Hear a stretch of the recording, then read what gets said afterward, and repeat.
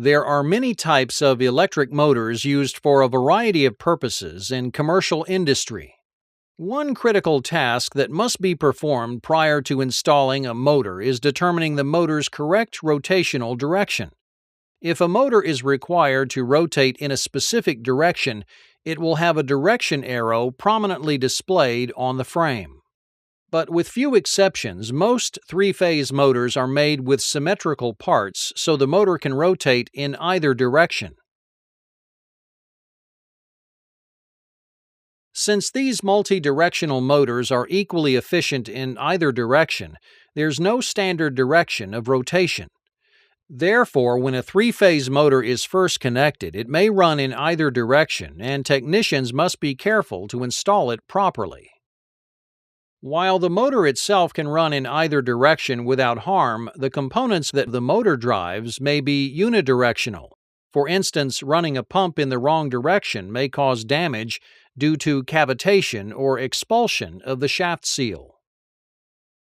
If the motor's rotation is incorrect for the required application, it can be reversed by simply interchanging the connections to any two of the three power wires.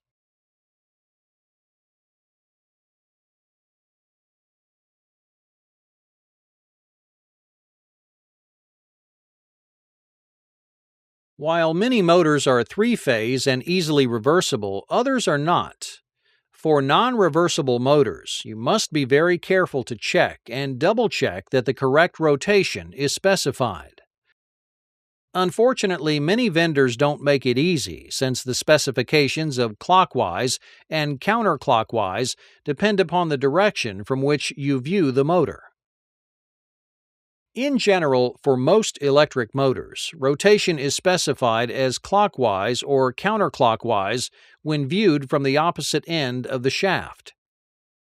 This is sometimes called the lead end, since the electrical wires or leads typically connect on this end. By contrast, the rotational direction for hydraulic pumps is specified as clockwise or counterclockwise rotation when viewed from the shaft end. Manufacturers use different descriptions to label both motors and pumps. Some standard labeling conventions are shown here.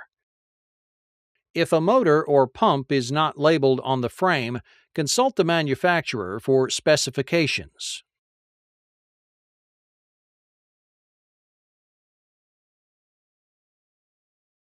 In addition to rotation, technicians must pay close attention to the frequency and current requirements for a given motor application.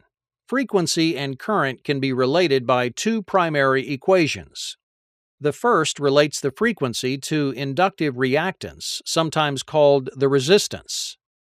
The second relates the current to the same inductive reactance. By combining the two equations, we can see that frequency and current are inversely proportional. As the frequency decreases, current will increase. Motors are frequency sensitive, which means that frequency changes can cause speed changes within the motor. If frequency decreases significantly, the motor may experience a large increase in current, which can cause motor components to overheat.